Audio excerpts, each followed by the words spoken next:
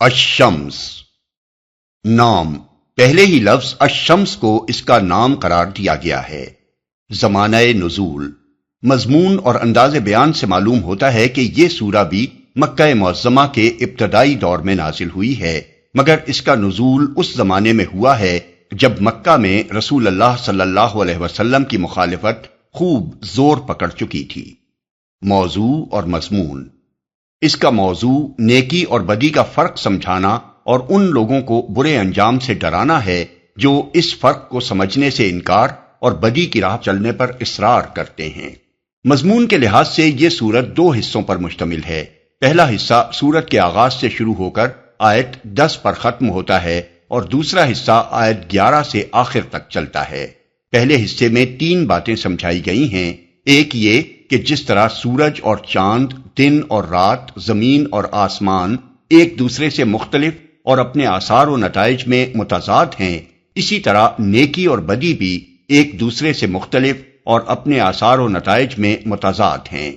یہ دونوں نہ اپنی شکل میں یکساں ہیں اور نہ ان کے نتائج یکساں ہو سکتے ہیں۔ دوسرے یہ کہ اللہ تعالیٰ نے نفس انسانی کو جسم، حواس اور ذہن کی قوتیں دے کر دنیا میں بالکل بے خبر نہیں چھوڑ دیا ہے، بلکہ ایک فطری الہام کے ذریعے سے اس کے لاشعور میں نیکی اور بدی کا فرق، بھلے اور برے کا امتیاز اور خیر کے خیر اور شر کے شر ہونے کا احساس اتار دیا ہے۔ تیسرے یہ کہ انسان کے مستقبل کا انحصار اس پر ہے کہ اس کے اندر تمیز، ارادے اور فیصلے کی جو قوتیں اللہ نے رکھ دی ہیں ان کو استعمال کر کے وہ اپنے نفس کے اچھے اور برے رجحانات میں سے کس کو ابھارتا اور کس کو دباتا ہے۔ اگر وہ اچھے رجحانات کو ابھارے اور برے رجحانات سے اپنے نفس کو پاک کرے تو فلاح پائے گا، اور اس کے برعکس اگر وہ نفس کی اچھائی کو دبائے اور برائی کو ابھارے تو نامراد ہوگا۔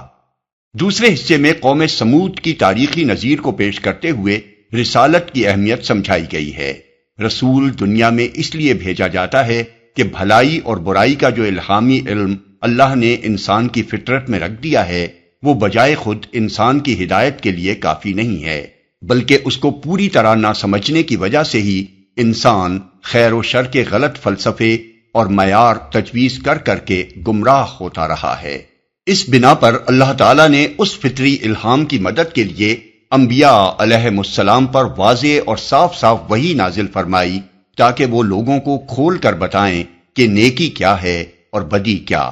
ایسے ہی ایک نبی حضرت صالح علیہ السلام قوم سمود کی طرف بھیجے گئے تھے، مگر وہ اپنے نفس کی برائی میں غرق ہو کر اتنی سرکش ہو گئی تھی کہ اس نے ان کو جھٹلا دیا، اور اس کا منہ مانگا معجزہ جب انہوں نے ایک اونٹنی کی شکل میں پیش کیا تو ان کی تنبیہ کے باوجود اس قوم کے ایک شریر ترین آدمی نے ساری قوم کی خواہش اور طلب کے مطابق اسے بھی قتل کر دیا۔